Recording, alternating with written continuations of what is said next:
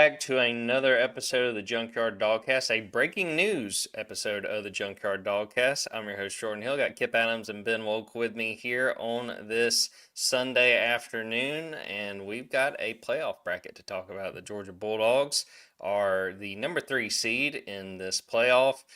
Georgia found out where it was headed for the postseason a little bit after 12:30 Eastern Time on Sunday with the revealing of the bracket, which if you're watching this on YouTube, I will pull up now to run through it. Georgia, the number 3 seed, going down as far as the teams that are in the playoffs. You've got number 1 Indiana, number 2 Ohio State, number 3 Georgia, number 4 Texas Tech, number 5 Oregon, number 6 Ole Miss, number 7 Texas A&M, number 8 Oklahoma, number 9 Alabama, number 10 Miami, number 11 Tulane, and number 12 James Madison. We lost our guy Ben Wolk. He literally went dark there, but I think he'll probably be back in a few minutes.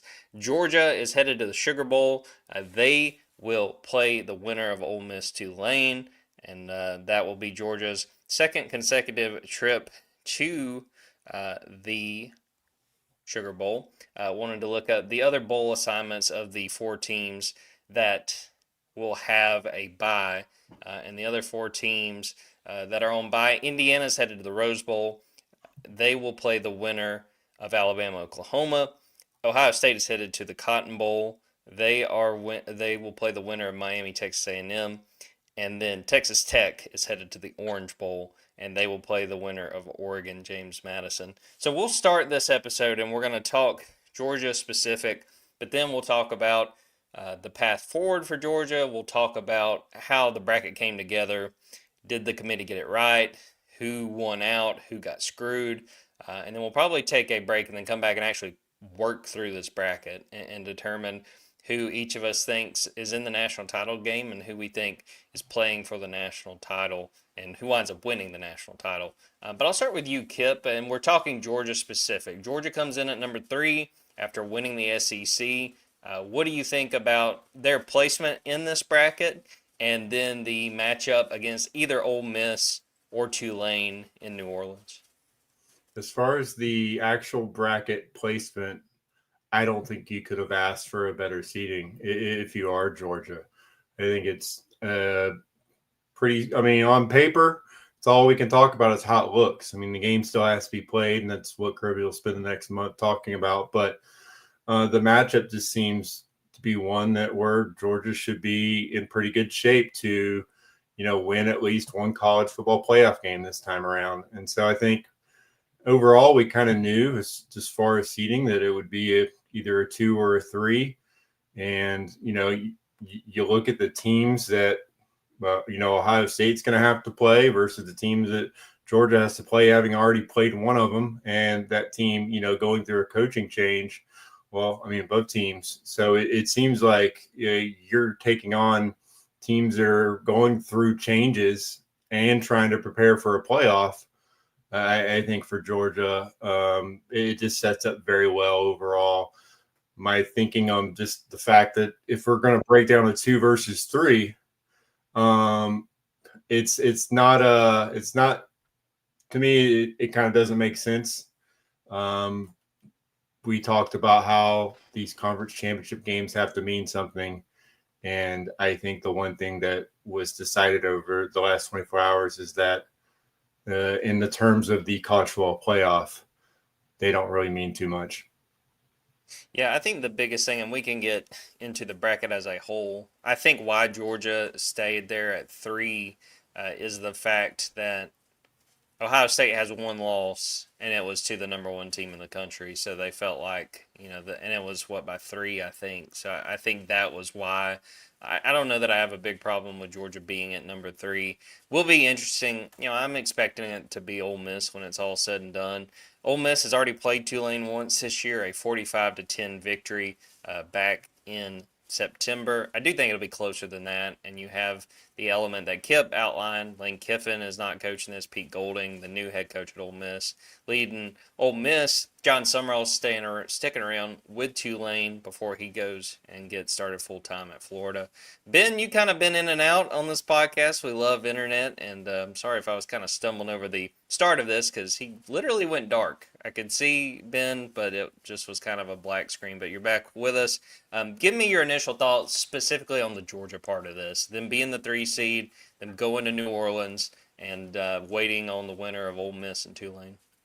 Yeah, my power went out the second that you started your intro, and then now the internet's still not there, so I'm on a hotspot. So if I'm shaky or anything like that, just call me out on it. But I think that Georgia got the 3 seed and what I would consider probably the favorable draw to the semifinals, if we're being honest. And I know that there's going to be a lot of conversation about I like what Kipp just said, like the SEC championship not feeling like it mattered a whole lot when it comes to the ranking because Georgia and Alabama didn't shift at all. I think that part of it, and I'm not saying that anything nefarious went on or anything like that. I'm just saying that Georgia would have preferred. Georgia's going to be a bigger favorite against either Ole Miss or Tulane than it was going to be against either Texas A&M or Miami. And I think that the way that those 2 teams match up with you on the lines of scrimmage are entirely different than the way that Ole Miss and Tulane is going to be able to match up with you on both lines of scrimmage. And so I'm not saying that the committee was trying to do Georgia a favor, but I think that you could reasonably look at it and say Georgia won its championship weekend. Ohio State lost its championship weekend. Are you going to reward the team that lost its championship weekend? I know nobody wants to call it an easier path because you respect all of these opponents, all of these teams that have made the college football playoff are capable of winning games. But I think that you can look at it and say, man, A&M and Miami, Georgia's probably inside of a field goal favorite against both of those teams, whereas they're probably more than a touchdown favorite against both the other teams that they're likely to play. They kind of did Georgia a solid on the draw. And I think they did Kirby Smart a solid too, because he's going to be able to say, if you end up facing Ohio State in the semifinals, you won the SEC, you beat every single team that you played this season, and they still didn't respect you enough to put you over the Big Ten runner-up. And I think that that's just a coaching tactic that Kirby Smart now has in his back pocket, when I think that they're probably glad with who they should be expecting to play next game versus who it could have been if they were in the 2. I'm glad you mentioned the disrespect part of this. Our buddy Zach Klein from WSB, he pointed that out on Twitter, that Kirby's going to mention, y'all won the hardest conference in the country, and they still put Ohio State ahead of you. And I'm sure that's going to come up. And I think I'll be interested. We're expecting to talk to Kirby at some point Sunday afternoon to get some of the perspective, because this is literally the situation they found themselves in last year, going to New Orleans, having the extended break because they had the first round bye. What did they learn from that? What can they take from that moving forward? All right, now let's talk bigger picture. Let's talk about this entire playoff bracket. The conversation leading up to this was who's getting in between Alabama, Miami, and Notre Dame. Alabama stays put, as we mentioned. Miami finally jumps Notre Dame, and Notre Dame is on the outside looking in. I'll start with you, Ben. When you look at really this entire playoff bracket, but specifically those last teams in, did the committee get it right? I think they got it right. I think that the teams that were in the conversation and who they were in the conversation against, there are the right teams. I have been an advocate for this for a long time. Everyone tried to talk about Alabama being a 3-loss team, and I genuinely believe that the College Football Playoff Committee was thinking of them as a 10-win team, not a 3-loss team, and it's a distinction that people just can't seem to grasp. But there is a difference between being a 9-3 team and a 10-3 team. And when you win 10 games, you are thought of as a team that has won 10 games. And so I think that with Alabama, what they showed, the Big Ten runner-up and the SEC runner-up didn't lose a single spot by losing those games. I think that was something that was probably very intentional in what they did. There was, of course, some hypocrisy in the rankings, which there's always going to be, with BYU dropping below everyone by way of losing essentially the same way that Alabama did to a team that's essentially regarded the same as Georgia is. And BYU drops below all these teams while Alabama stays above. That's just a It's another indicator that the SEC championship and the Big Ten championship are regarded in a way that the other conference championship games are not. The Big 12 runner-up gets dropped even further down than they already were. The ACC champion doesn't even end up making the playoff. Like, I think that those are all really big indicators. We talked about it going back to the very, very first ranking show that we had this year. And the first thing I said was the ludicrous thing that's happened here is Notre Dame being 10 and Miami being 18. You could see it straight away from the very first rankings that was the most absurd thing that was happening in the rankings. And the issue at the time, or the issue now, is not the issue. The issue was what it was then. And it's why I think the weekly rankings releases are senseless, because all it's doing is setting up for debate about how we're thinking about these things. If they just came out with this bracket today and we hadn't seen anything beforehand, I don't think there would have been a lot of discussion, and teams like Vanderbilt or Texas would really not have had a great sense of where they stood in the picture. And that would have created some additional intrigue, in my opinion, but there would not have been any outrage from Notre Dame over not being in this bracket. They would have very reasonably been able to look at it and say Miami was the last 10-2 team that got into the bid, or got the at-large bid, and we lost to them head to head. And they would have been able to say that very fair. Now they're sitting there saying, why was it not the case last week? Notre Dame and Miami didn't play again. And I haven't heard what the committee has said about it publicly since we've hopped on here. I would imagine they'll say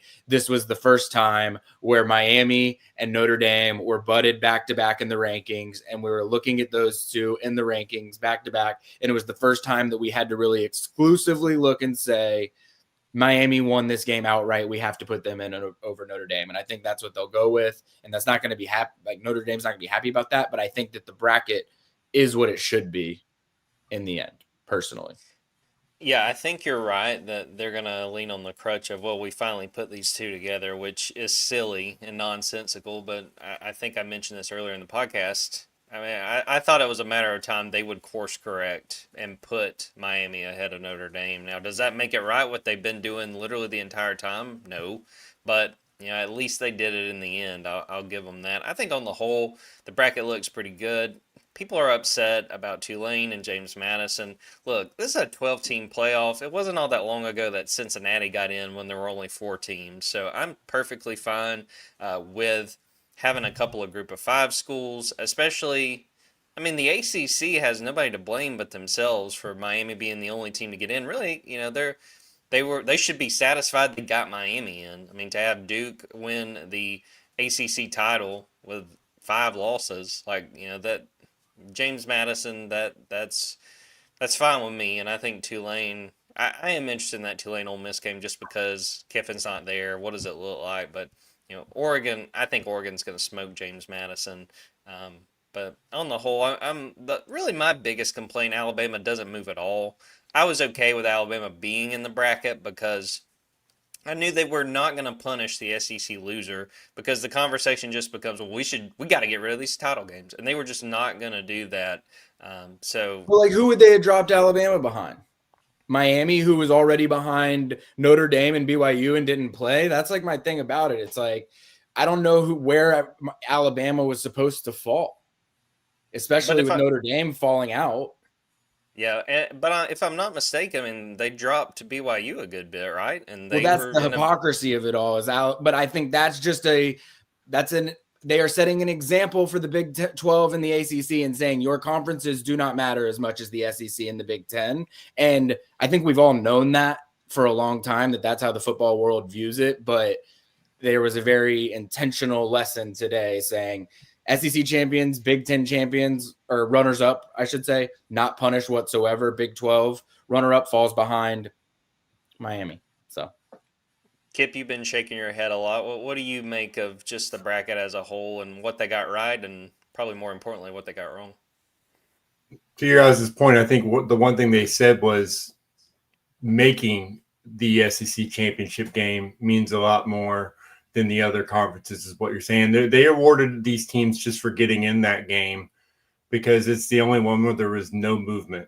And I think, it goes back to the fact that you think losing the conference championship meant a lot to BYU. They're out of the playoff because they lost their conference championship. So that was the biggest impact of the weekend was them losing that conference championship. I think to you guys' point, like what they did today means we shouldn't have the weekly shows. They're still going to have them because it's money and it's ratings. But what was the point? Like the funniest part was right after Kirk spent 3 minutes saying we should have computers take all the numbers and spit out rankings. And then we had Saban bringing up AI, like, guys, you guys just described the BCS. That's what you guys just did. And so I thought that was funny. I think, again, the unnecessary move was like when they moved Alabama ahead of Notre Dame in last week's rankings out of nowhere. Like, these are the decisions the committee makes that opens them up to us criticizing them because the process is just, it's not transparent. Like, we just watched Alabama lose by 21 points. It could have easily been more.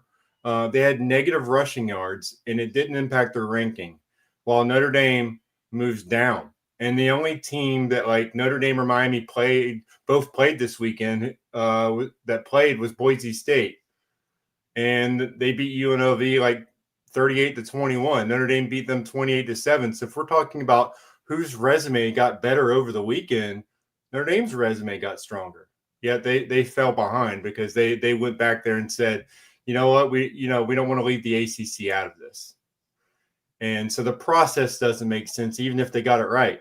I just think there's no logic behind what we're doing, and they have to admit that. Like, these might be the right rankings, but this is so arbitrary what we're doing in this situation. And like I said before we went on the pod, like for Notre Dame, it's, if you don't want to be sitting at home upset, you made this deal with the ACC to get all of their money. Join the conference and win the conference. And then you're not sitting here complaining about not being in a college football playoff. So, grow up, join the rest of the fray, and stop trying to get in through a different set of rules. And, once this all went down, you heard all the people at ESPN basically saying, like, yeah, they're not going to allow 2 group of 5 teams to get in again. Like, that's the one thing, like Notre Dame not being in here and them having to pick between those 3 teams means that moving forward, they're going to make it to where, like, at the most, one non-power conference team gets in the playoff moving forward. That'll be the first change, if not just going to 16. And when we're having this argument over a completely different thing moving forward. But Kip, don't you understand? We're Notre Dame. We're special. We get to do things differently because we're Notre Dame. No, I'm 100% with you. They need to grow up and join the ACC. Like, you can't have your cake and eat it too. And this is a prime example of that. I want to shout out Bruce Taylor on YouTube. Thought he made some good points. The committee created the drama with Notre Dame. Notre Dame should have never been ranked ahead. Totally agree. He brought up the point about Alabama. He didn't feel like Alabama should be punished because they lost to Georgia in the SEC title game. My pushback on that, if they would have lost a game like Ohio State did, where very close, hey, comes down to a kick, they missed, don't hit it, they lose by 3, totally fine with that. Alabama looked awful yesterday. The offense couldn't do anything. 28-7, it spoke for itself. Kalen DeBoer was trying to argue about injuries. I mean, has that ever had any weight pro a team going into the playoff? I thought that they should be punished because Georgia pushed them around, but obviously the committee did not agree with me. Couple of things that do stand out to me just now. I haven't really looked at the bracket until we've been sitting here staring at it, which is good. If favorites win, these quarterfinals are going to be awesome. I know everyone's upset about Tulane and James Madison being in it, and I totally understand they're going to be 17-plus point underdogs. And to Kip's point, I don't think we're going to necessarily see a world where it looks like this for much longer because, the ACC champion being left out, I think, was somewhat appeased by Miami being let in, but probably not enough for it to make people feel that great about it. If they just stacked them straight 1-12, I guess BYU and Notre Dame would have been the other 2 teams in. I think that would have been a pretty, there would have been some great matchups across the board in this college football playoff. If it was that way. But if we're looking at a semifinals, quarterfinals, I meant is Oregon, Texas Tech, Alabama, Indiana, maybe Oklahoma, Indiana. I think Alabama is favored against Oklahoma, which is why I say that. And then Ole Miss, Georgia, and then Texas A&M, Ohio State. I think Miami could win that game. I just know that Texas A&M's favored in it.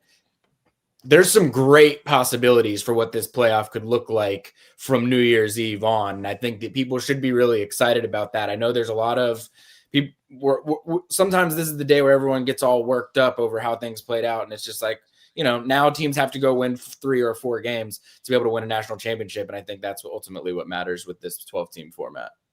I wanted to make sure and mention these first round games. Friday, December 19th, 8 p.m., that's Alabama at Oklahoma. Saturday, December 20th at noon, Miami at Texas A&M. 3:30, Tulane at Ole Miss. That's the game Georgia fans need to pay attention to because that will determine who Georgia plays in the Sugar Bowl. Then 7:30 p.m., James Madison at Oregon. The Sugar Bowl, 8 p.m. Eastern Time, Thursday, January 1st, New Year's Day.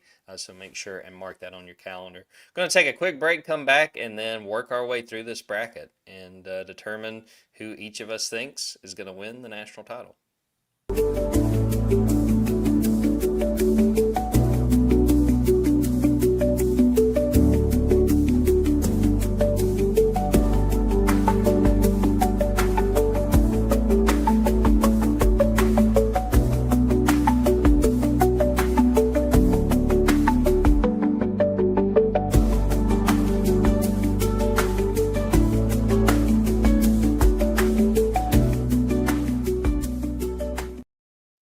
All right, guys, before we start giving our predictions, we kind of talked about Georgia's path forward.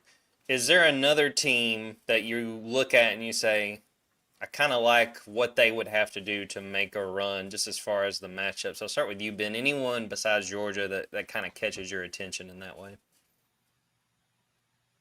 Oh, was that Jordan that's out? That's not a great sign. I assumed it was me. I went straight to go try and figure out my internet situation. Jordan, we got you back? Can you hear me? Yeah, we got you. Yeah, weird. It looked fine on my side. All right, so we talked a little bit about Georgia's path forward and what they would need to do and the potential of them making a run. When you look at the rest of the bracket, is there another team that stands out to you where you say they kind of have a favorable path forward, that they have a good setup to maybe make it to the national title game? And I'll start with you, Ben. Is there another team that you look at and you think that they have a favorable path to work with? And I think Texas Tech is just not being talked about enough because their defense is so awesome, and I know they were built differently than a lot of these top of the line teams are typically built, but they're catching. I know that Oregon. I assume Oregon will beat James Madison. I think that Oregon Texas Tech game is going to be a doozy of a game. But I kind of like Texas Tech getting the bye. They're avoiding.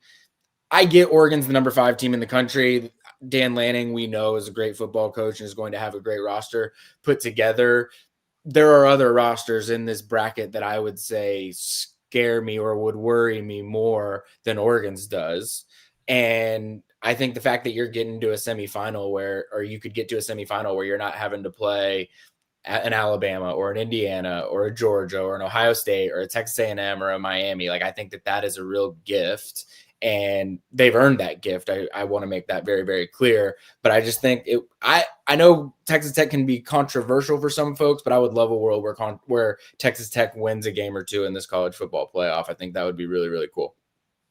I'll be honest. I'm going to have Texas Tech making a run. And I'm with you, Ben. I like the setup for them. And kind of flipping on the other side, man, and I'm not saying this is wrong.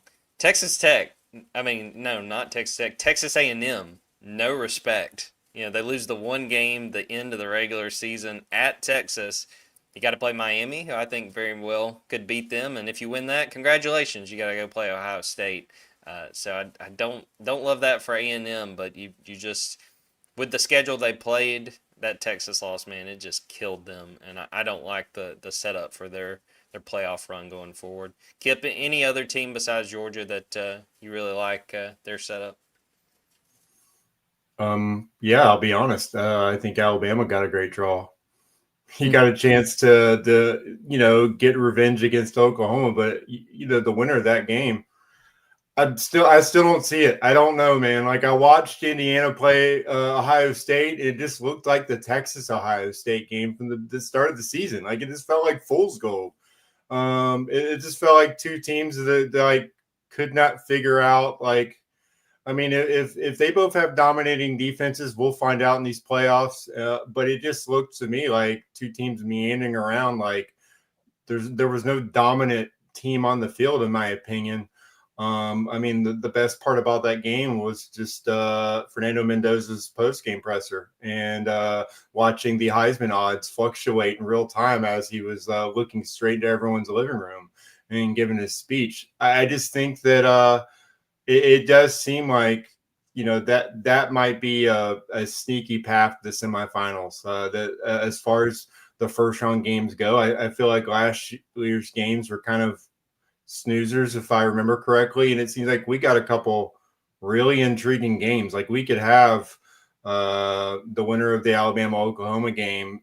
I mean, like they could make a championship run, and then again, the winner of the Miami Texas A&M game. It seems like there could be like momentum built off either one of those teams. I like both of those brackets right now, and that is to say that I don't think the group of 5 teams are going to make for enjoyable first round games at all. I mean, we already watched Ole Miss beat the brakes off of Tulane 45-10 in the regular season.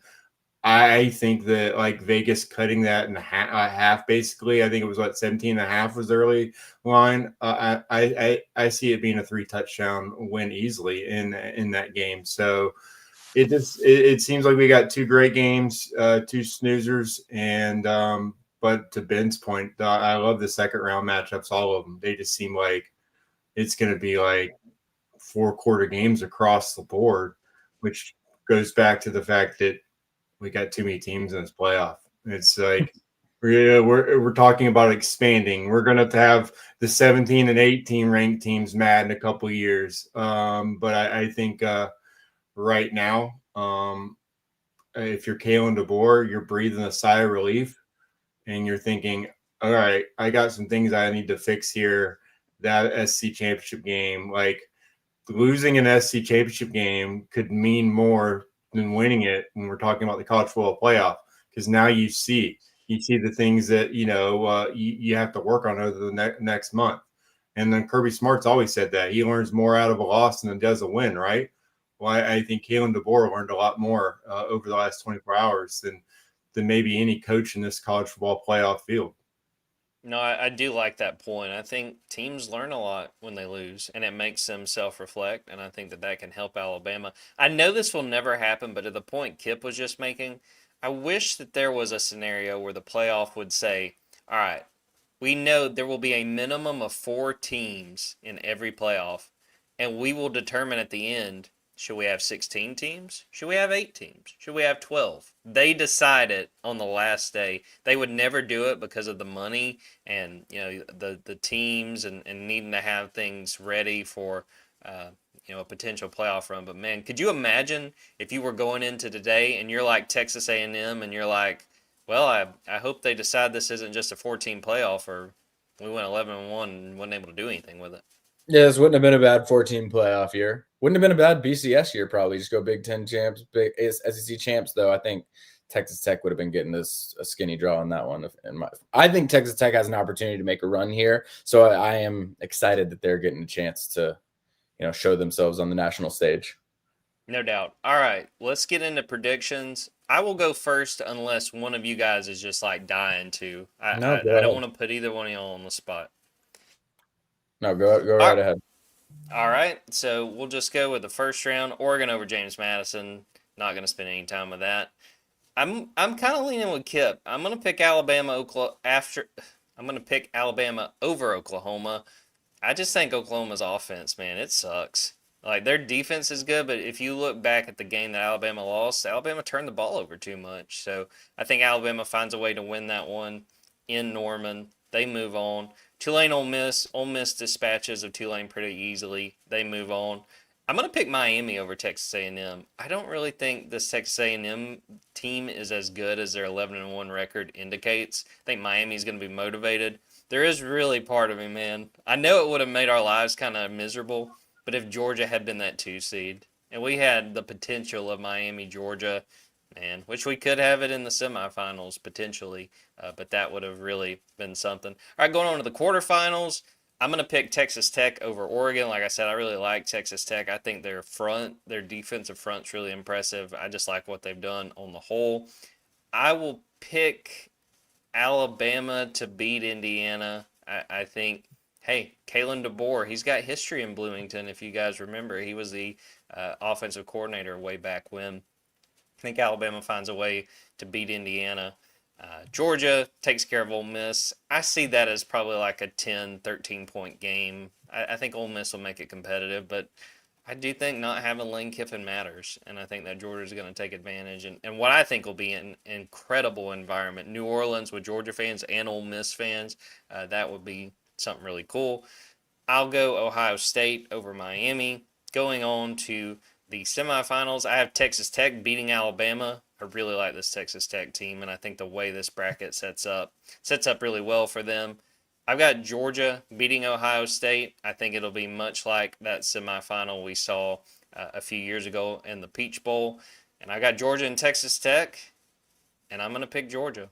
I think the defense has convinced me. I think they can do enough on offense. I think it will do them a lot of good to have the next few weeks to prepare before that New Year's Day game, to get more confidence from Malachi Tolliver. I think you get even a few weapons healthy. Noah Thomas didn't really play on Saturday in the SEC title game. He'll be good.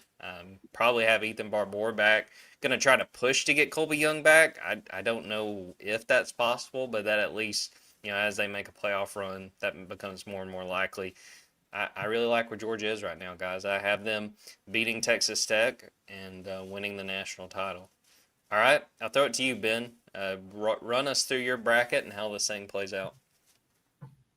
I've got Oregon beating James Madison. I do have Alabama getting its revenge factor against Oklahoma, just having a clean football game where it doesn't lose or it doesn't turn the ball over 3 times. Ole Miss beating Tulane, and then I also have Miami going to College Station and beating Texas A&M as well. I have Texas Tech beating Oregon. I have Indiana beating Alabama. I think that Alabama showed me yesterday that they're just not, you're not going to be able to run the ball like that and be successful. And if there's one area that I learned a little bit more about Indiana yesterday, and I respect them more than I probably did going into the day, it is their ability to stop the run and what they were able to do against Ohio State, especially in some key down situations in that game. Like, I think that they're more competitive defensively up front than I anticipated. So I think that they would end up beating Alabama in that game. I would have Indiana beating Texas Tech as well to get to the national championship game. I'm with Kipp that I'm not this huge believer in Indiana. I just don't think that there's many great enough football teams, I guess I would say. Like, there's good enough football teams to beat Alabama, or Indiana, but I don't know if there's any teams that are just so great in terms of how they go about their business on Indiana's side of the bracket that I'm really thinking that I think Fernando Mendoza is the best quarterback in the country. He's the best quarterback in this college football playoff, and I think that that's going to play itself out on its way to the national championship. I think that Georgia will beat Ole Miss. I think that Miami will beat Ohio State, and I think that Georgia and Ohio, or the Georgia-Miami rematch, or not rematch, but the Georgia versus Carson Beck saga will play itself out in a national semifinal. I think that Georgia will win that game. It will be Georgia versus Indiana. As I said, it could have been if we were doing a BCS SEC champion versus Big Ten champion. And I think everybody should have been fine with that. And I think that the talent discrepancy that Georgia has on the lines of scrimmage over Indiana would give Georgia the edge over Indiana in that matchup. All right, so 2 brackets played out and 2 Georgia national championships. Kipp, let us hear how you see things playing out.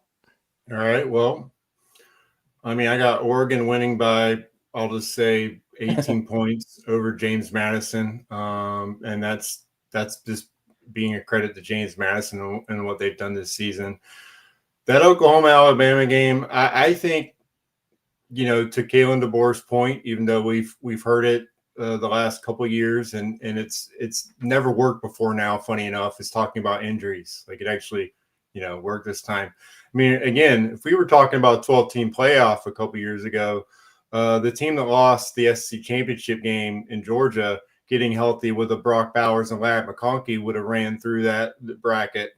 No, Alabama's injuries aren't on that level. But again, getting a guy like Cam Miller back, that'll be huge. Getting Overton back, that'll be huge for them. I do think them getting healthy over the next couple of weeks could make them a slightly different football team. And so I think I give them the edge in that regard. I'll say that, they win by 10 points over Oklahoma because I between two offenses that have looked putrid at times this year, I do think that overall, like, if they can protect Ty Simpson, he could still have the better game between those guys. Ole Miss, like I said, I think they win by 3 touchdowns. I wanted to say it must be amazing for Miami. They're going to get to experience what it's like to play at Texas A&M before Georgia does. So Carson Beck gets to play in College Station before Georgia gets to play an SEC game there. So that's just another reason for Georgia fans to shake their fist at him. But in that game, I also just don't trust Carson Beck not to turn the ball over in a key moment like that. So you know what? Give me Texas A&M to win that game. So quarterfinals, love these matchups. I think Texas Tech, Oregon. I love Jacob Rodriguez, and I think he makes a big play in that game. That's going to be a close game. I think they win by Texas Tech wins by a field goal. And then Indiana, Alabama. Like I said, I don't know. We're going to learn a lot about that program in that game, I think. And I said I wasn't a big believer in the Big Ten championship game. It didn't really tell me a lot about whether or not this conference is the dominant conference in college football. But yeah, Fernando Mendoza is playing at a crazy level. So you know what? I think this is where the Hoosiers defense makes the difference in the game. They shut down Alabama. They win by 10 points as well. Georgia in a rematch against Ole Miss. I like Georgia there. I think that, again, Georgia's going to be the more prepared team at this point. You can't not say there's going to be some disarray. It's not going to be the most completely focused program possible when you're going through coaching change and you're having coaches come back and coach. You're trying to navigate your roster. I think that Georgia will be the more focused team in that. Give me Georgia win by 10 in that game. And then I got Ohio State and Texas A&M. I think Ohio State does pretty well in that game. I think that's a game where I do like Ohio State's defensive front to make a difference. And so they give me them by 10 points. Semifinals games. This is where I think I lean on defense when you get to this stage. And so for me, I think Texas Tech has the best defense in the country right now. I think they spent their money well, and this is where it kind of pays off. So I think Texas Tech wins that game over Indiana. I think Georgia Tech wins. Georgia wins a nail biter again, like Jordan said, against Ohio State. I mean, that one's going to come down. I mean, I'll say it's the opposite. It comes down to Peyton Woodring winning the game instead of Ohio State's kicker missing a kick at the end. And then, we get a Texas Tech Georgia national championship. I just said, like, I think these teams are going to be in because they've showed us that they have elite defenses. And that was like Georgia's biggest question mark throughout the season. What the way they played Saturday, that was reminiscent of Georgia's back-to-back national championship teams. And trust me, they don't have the same guy. They're not going to send like 8 defensive guys into the draft. They're not going to have 5 first-rounders on this defense in the draft in April, but they played like it. So I think in the end, like, this is where Georgia has a chance to have the edge in the end. If they play like they did, they will beat Texas Tech. So I have them winning the national championship. Well, a clean sweep. A clean sweep. It's hard to say. 3 for 3. We all have Georgia winning the national title. All right. Before we get out of here, any parting thoughts on the path ahead for Georgia, the bracket as a whole? Anything else before we wrap it up? I'll shoot it to you first, Kipp. Congrats to Billy Napier. You're taking over a college football playoff team, a team that made the playoff before the program to let you go. So you get to go in there and take over, the Dukes when the Gators have yet to taste this college football playoff field one time. So and he's one of the biggest winners of the weekend, in my opinion. Ben, any thoughts before we end this? No, I mean, I think it's looking like Georgia's going to get a rematch in its first. I mean, I don't want to get ahead of myself, but Tulane has who knows? These are the two teams that have head coaches that either aren't there or are they kind of there. I don't even know. John Summerall's going to be coaching the playoff for Tulane, but it's going to be flirting. If he makes the quarterfinals, it would be flirting with portal season in a big way. And I think that would jeopardize things with Florida on that end. And they would maybe start getting a little bit frustrated if he was still hanging around Tulane. So I think Georgia's probably looking at an Ole Miss rematch to start this one. And I think that Georgia should be feeling good about rematches these days after what we saw yesterday. Totally agree. Did want to mention Bob Chesney at James Madison is another coach who is getting ready to leave. He's going to UCLA. I did see the point that Florida has 2 head coaches in this college football playoff, and Florida itself has never been in the playoff. Billy Napier not technically won't be coaching James Madison, but James Madison's coach. And then John Summerall, Tulane. Shout out Florida. What do you know? Winners, the Florida Gators. All right. My parting thought is just, man, I'm excited for the path ahead. I mean, obviously, Georgia fans want to see the Bulldogs make a run. I just think this playoff, this field, I think it's going to be fun. I think we're going to be in for some fun games. I've enjoyed Georgia having that first round bye just to be able to watch those other games and to be able to see what happens and what the Bulldogs are able to do and what, the path ahead and the team still fighting for a national title. I think it's going to be very fun, and I hope everybody will stick around with us and follow along because I think it's going to be a fun ride, whether they make it all the way to the national title game or not. All right, just wanted to say I don't know that we're going to have a Tuesday podcast. We've had, one each of the last 4 days, so we'll see how things play out. We may have one later in the week, but we'll have a lot of good content. We're going to talk to Kirby Smart later this afternoon, so keep an eye out on Dogs 24/7 for that. Go subscribe. I believe we still have a 50% off sale. Great time. We've got the playoff push coming up. Georgia basketball is still underway and playing great to this point. Great time to join the Junkyard, and I think there's going to be a lot of fun stuff to follow these next few weeks, even as we wait to get to New Year's Day and Georgia's next game. So we'll end the episode right there. For Kipp Adams and Ben Wolk, I'm Jordan Hill. Until next time, take care, everybody.